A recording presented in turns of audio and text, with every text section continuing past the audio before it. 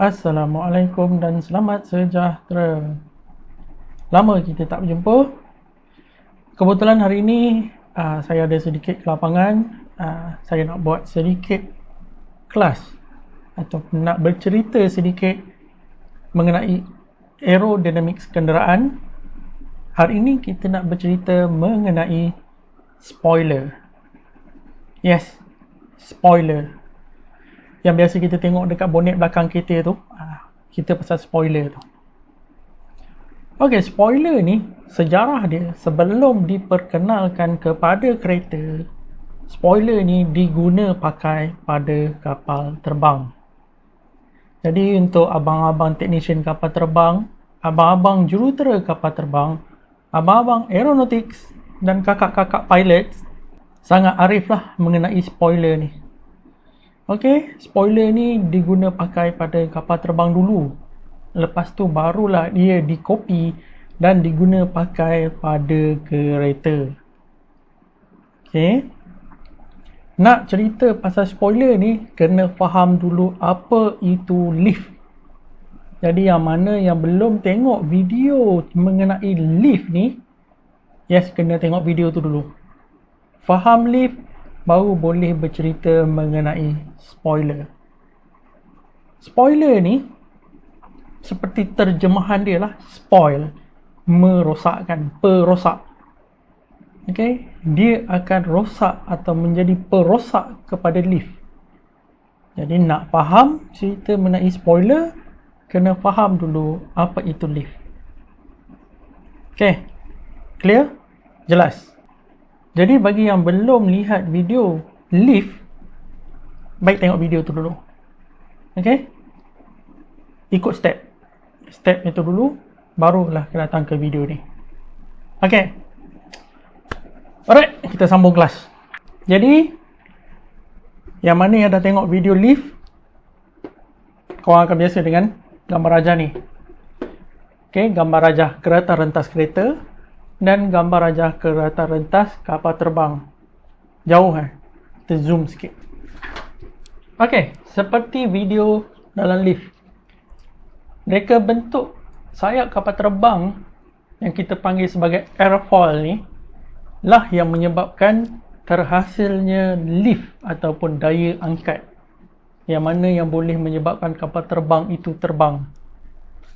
Dan reka bentuk kereta yang hampir sama, hampir tak sama tapi hampir sama dengan reka bentuk airfoil ni lah yang menyebabkan kereta menjadi hendak terbang. Semakin laju dia menjadi semakin ringan.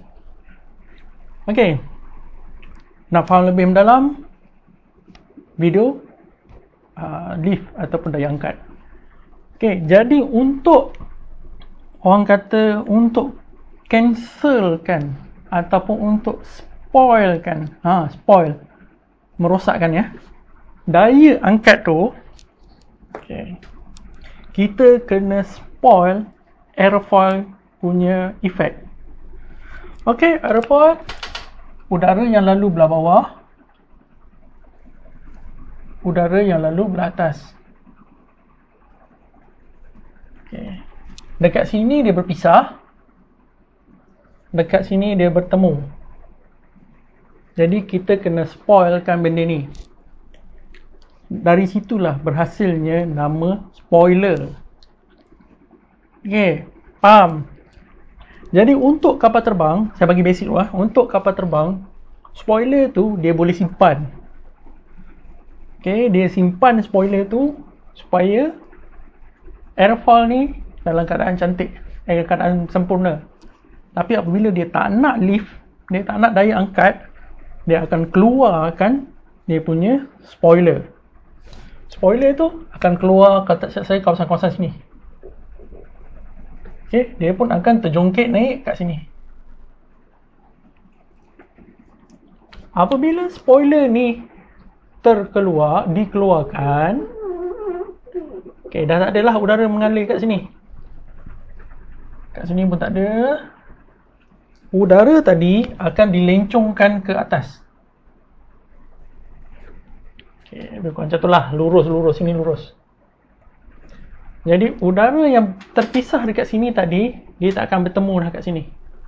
Tapi dia akan duduk kat sini. Katalah duduk kat sini. Jadi dah tak ada efek aerofoil dekat sayap kapal terbang ni. Ini akan menyebabkan daya angkat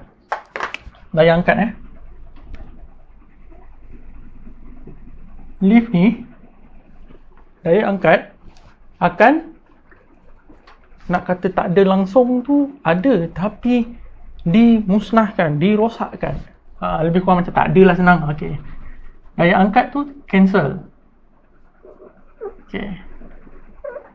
Ini apa yang terjadi pada kapal terbang sewaktu mendarat. Okay. Kapal terbang tu dah mendarat, touchdown, tayar dah cecah jalan raya ataupun dah cecah landasan. Waktu itulah spoiler ni dikeluarkan.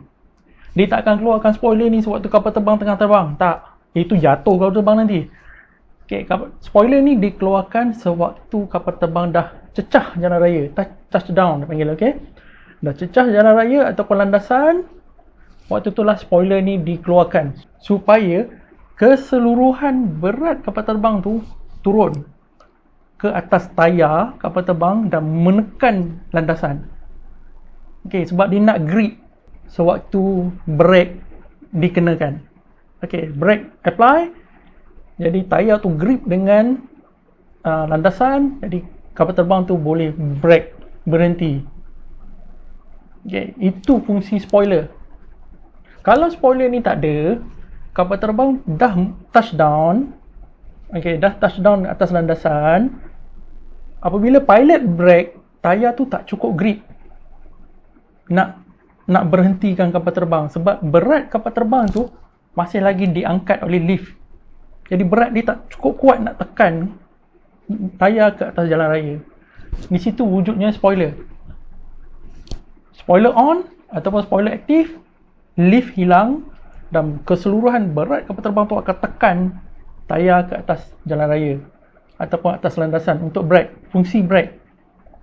Satu. Okay, faham Dia rosakkan daya angkat. Yang kedua, spoiler ni juga berfungsi sebagai air brake udara. Macam mana dia jadi? Sebab pada bahagian belakang sayap kapal terbang ni, dia akan menjadi bertekanan rendah, sangat rendah. Sebab udara yang lalu ikut atas akan dilencongkan terus ke atas. Udara yang melalui bawah akan jalan terus lah. Jadi di belakang ni kurang udara, jadi kurang tekanan. Sedangkan pada bahagian hadapan sayap kapal terbang ni bertekanan tinggi. Jadi apabila ada dua tekanan yang berbeza, akan wujud daya. Ini adalah force.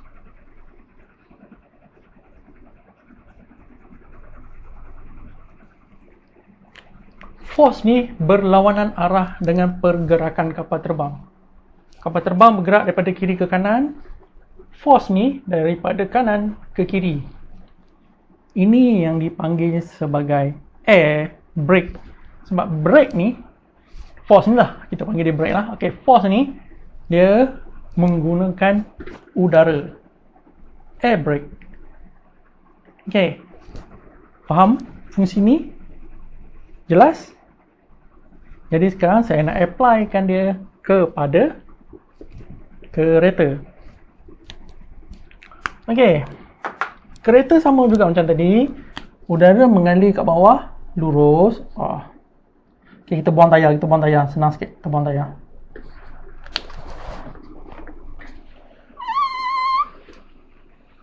Okey. Jadi udara yang mengalir kat bawah kereta ni lurus dan melalui atas kereta ni melengkung. Jadi dia berpisah dekat sini. Dia akan bertemu balik dekat sini. Jadi inilah efek aerofoil. Semakin laju kereta, semakin besar lift, daya angkat. Semakin laju kereta, semakin ringan. Jadi jurutera kenderaan darat, okey, kereta lah, pun ambil teknologi daripada sayap kapal terbang ni untuk cancelkan lift dengan cara diorang pasang spoiler dekat kereta ni. Okey, spoiler tu akan berada biasanya dekat belakang bonnet ni. Dekat sinilah, kita katalah kita letak spoiler kecil, kinonet kat sini. Spoiler kecil je. Spoiler dia kecil je. Okey, jadi aliran udara tadi, daripada dia bertemu dekat sini, dia akan dilencongkan macam ni. Okey, dilencongkan. Katanya dia tak akan bertemu kat sini, dia akan lencongkan dan udara tu akan duduk kat sini. Dia berpisah kat sini dan dia akan berada dekat sini. Dia tak bertemu, dia tak akan turun bertemu, dia akan berpisah kat sini. Jadi, dia akan merosakkan sedikit airfoil effect. Sayap kapal terbang ni punya efek. Jadi, dia mengurangkan daya angkat. Kurang, bukan cancel terus, dia kurang. Jadi, daya angkat ni sepatutnya yang tinggi akan dikurangkan. Katalah, kurangkanlah dekat situ. Bukan cancel terus. Sebab kedudukan spoiler. Kapal terbang, kedudukan spoiler dia hampir ke tengah. Okey, manakala kereta, spoiler berada di paling belakang. Okey, dia macam ni. Lift ni dia bukan bertumpu pada satu kawasan. Dia ada pada keseluruhan kereta. Dia ada kat depan. Dia ada kat antara depan dengan tengah. Dia ada antara tengah dengan belakang. Dia ada dekat belakang. Jadi, lift ni wujud sepanjang kereta. Untuk sayap kapal terbang pun sama. Dia ada daripada depan sampai ke belakang. Apabila spoiler dikenakan, kalau spoiler tu berada katalah separuh sayap kapal terbang, okey, separuh lift akan di-cancelkan. Clear? Tapi oleh sebab kereta, spoiler ni hanya berada di belakang, hanya pada bahagian belakang ni je yang akan di-cancelkan, bukan keseluruhan kereta. Lift pada bahagian belakang ni saja yang dikurangkan. Mungkin tak ada terus pada bahagian belakang. Kalau setakat buang lift pada bahagian belakang ni, ada memberi improvement ke pada handling kereta? Yep, banyak. Sebab kereta ni weight balance ataupun keseimbangan berat dia tak sama depan dan belakang. Kat depan sangat berat, manakala kat belakang ni sangat ringan. Sebab kat belakang ni tak ada apa pun dalam bonet belakang ni. Ada tayar spare je sebiji. Manakala kat depan ada enjin, ada gearbox, ada pemandu, ada semua duduk kat depan. Jadi katakanlah lift itu sama. Ini kata dia menghasilkan 10 kilogram. Nak guna Newton pun boleh, nak guna kilogram boleh. Okey, sini pun menghasilkan 10 kilogram, sini pun menghasilkan 10 kilogram, sini pun menghasilkan 10 kilogram. Di sini pun menghasilkan 10 kilogram. Contoh nak mudah faham. Tapi kat depan ni berat dia 800 kilo. Kat sini pula berat dia katalah 300 kilogram. Kat belakang ni berat dia hanyalah 80 kilogram. Contoh, ini contoh. Jadi daripada 800 kilogram, lift yang dihasilkan kat kawasan ni katalah 20 kilogram saja. Jadi berat dia jadi 780 kilogram. Manakala pada bahagian tengah ni pula, katakanlah dia kongsi dua ni. Okey, dia jadi 280 kilogram. Manakala bahagian belakang, dia akan jadi 70 kilogram.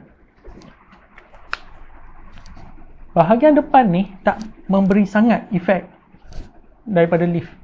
Tak sangat. Bukan tak ada langsung, tak memberi. Orang kata kesan dia kita boleh abaikan. Bahagian tengah pun kita boleh abaikan, tapi pada bahagian belakang efek dia akan menjadi sangat besar sebab bahagian belakang ni ringan. Dia ringan dan dia diangkat. Apabila dia ringan dan diangkat, force ataupun daya yang dikenakan kepada tayar belakang untuk grip pada jalan raya akan berkurang dengan banyak. Dengan sangat banyak. Jadi kat bahagian belakang ni akan mula kekurangan grip. Manakala bahagian hadapan kekurangan grip dia sangat sikit. Kalau dalam bentuk persen ni berapa persen je. Sini kalau bentuk persen banyak. Okey. Dan satu lagi dia panggil sebagai efek trigonometri. Ataupun dalam bahasa kita nak mudah faham adalah efek jongkan-jongkit. Aksel tayar berada dekat sini. So bila kita angkat pada bahagian ujung, dekat sini akan terangkat lebih banyak sebab aksis akan berada dekat sini. Dengan daya yang sedikit kita dah boleh angkat kereta ni. Senang saja. Pergi kat kereta masing-masing, duduk kat depan, cuba angkat bahagian hadapan kereta. Berat? Betul. Duduk kat belakang, cuba angkat kereta. Ada pergerakan kan? Sebab dia ringan. Jadi apabila ada force ni, belakang kereta akan menjadi semakin ringan dan grip tayar ni semakin berkurang. Tu bahaya. Lift ni bahaya. Jadi kalau hilang kawalan bukan sebab tayar depan tak ada traction, tapi tayar belakang ni yang tak ada traction tu yang berpusing-pusing tu. Okey. Jadi apabila kita pasang spoiler, lift ni akan dikurangkan atau di-cancelkan. Jadi daripada berat 80 kilo, dia masih maintain 80 kilo. Contoh matematik nak semua mudah faham. Belakang cancel, jadi yang tinggal pada bahagian hadapan. Yang biasa menjadi persoalan, adakah spoiler menghasilkan downforce? Fungsi utama spoiler adalah untuk spoilkan airfoil. Kesan sampingan dia menghasilkan sedikit ya downforce. Jawapan dia ya. Spoiler menghasilkan sedikit downforce. Macam mana spoiler itu menghasilkan downforce? Dia bergantung kepada sudut spoiler. Susah nak cerita, kita lukis senang.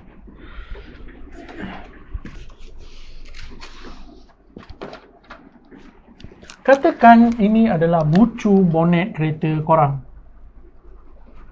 Dia turun macam tu, buruknya lah, lebih kurang lah. Turun macam tu, lampu belakang, dan bumper. Macam mana spoiler menghasilkan downforce? Mula-mula rules dia adalah kedudukan spoiler. Rules kedua adalah panjang spoiler. Dan rules paling besar adalah sudut spoiler. Okey, kita ambil contoh, saya pasang spoiler dekat sini. Okey, sudut dia 0 darjah. Maksudnya spoiler tu cinonet dia, straight dan tak ada sudut. Adakah spoiler tu akan menghasilkan downforce? Ya, sikit je. Sebab udara yang mengalir ke atas dia susah nak mengisi ruang dekat bawah spoiler. Jadi ruang di bawah spoiler ni akan menjadi tekanan rendah. Tekanan rendah ni sebenarnya bukan bawah spoiler saja, kat seluruh belakang ni. Tapi kat bawah spoiler ni tekanan paling rendah. Jadi perbezaan tekanan atas dan bawah menghasilkan force. Kalau spoiler tu kecil, dia menghasilkan sedikit force. Kalau spoiler tu panjang, okay, saya letaklah panjang dia sikit dalam beberapa cm. Macam tu panjang dia. Jadi ruang di bawah spoiler ni akan menjadi lebih banyak dan ruang ini bertekanan rendah. Udara lalu ke atas, dia nak masuk, nak mengisi ruang kat bawah ni susah. Jadi dia akan bertekanan rendah kat bawah ni. Jadi semakin banyak permukaan bertekanan rendah, semakin tinggi downforce. Jadi kat sini dah dua, kedudukan spoiler dan panjang spoiler. Kedudukan dia pada tempat yang betul. Kalau korang pasang spoiler dekat sini, tak memberi apa-apa faedah. Korang pasang spoiler kat sini contoh, korang pasang spoiler kat sini, tak memberi apa-apa faedah. Okay. Kedudukan dan panjang. Semakin panjang spoiler, semakin besar downforce dihasilkan. Ketiga adalah sudut. Ini adalah sudut 0 darjah. Kalau korang condongkan dia,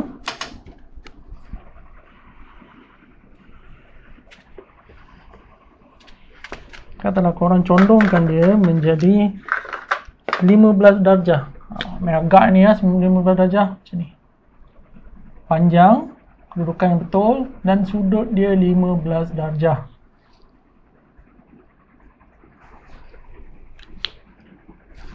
Ruang di bawah spoiler ni akan bertambah besar sebab udara yang lalu tadi dilencongkan ke atas. Okay. Sudut ni paling senang.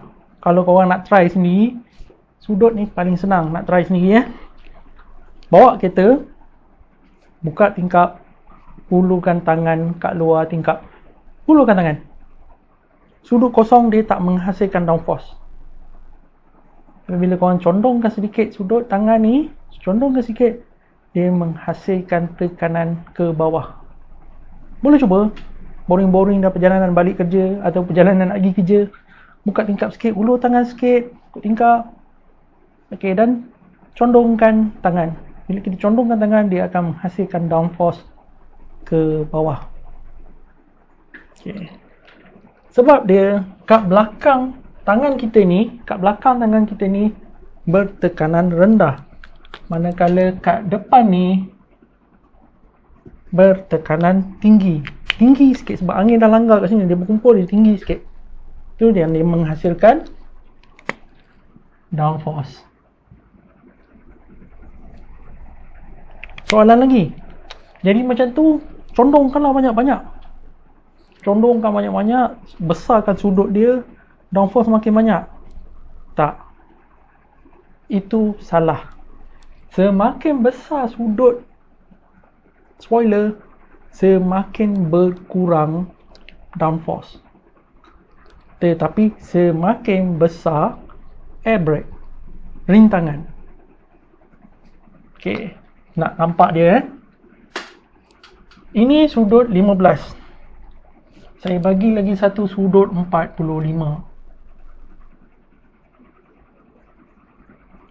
Ini sudut 45. Ya, betul. Ruang di bawah spoiler ni akan menjadi lebih besar. Tapi angle ini akan dipecahkan kepada X dan Y. Apabila dipecahkan kepada X dan Y, orang kata sudut daya itu juga akan berubah. Okey, nak mudah faham Nak mudah faham.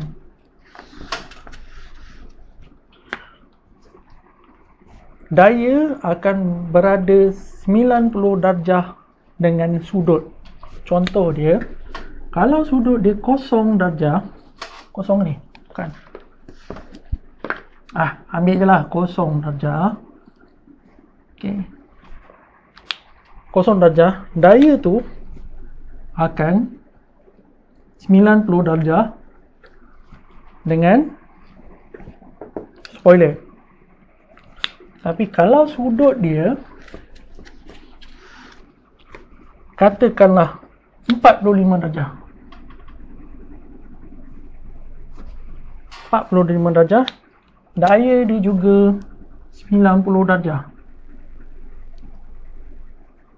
Jadi daya dia bukan sahaja ke bawah, tapi juga ke belakang.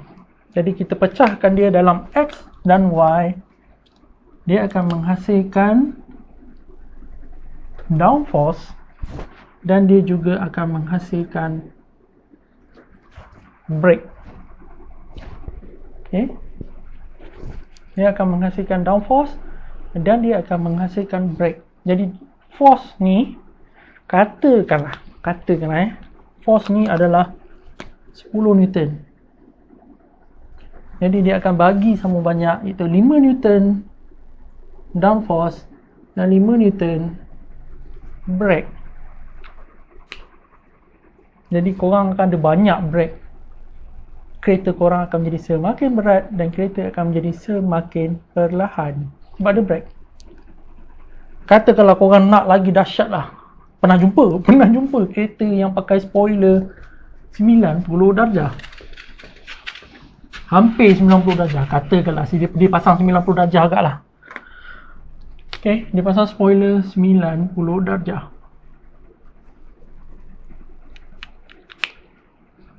Force 90 darjah kat sini.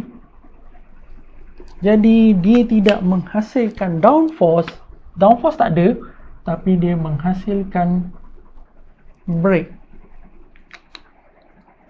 Sama juga macam tadi, korang masuk dalam kereta, bawa kereta, buka tingkap, hulur tangan, condongkan sikit, terasa tangan ni ditolak ke bawah. Tapi kalau depakan terus, bukan macam ni, tak ada langsung daya ke bawah, tapi daya tu ke belakang.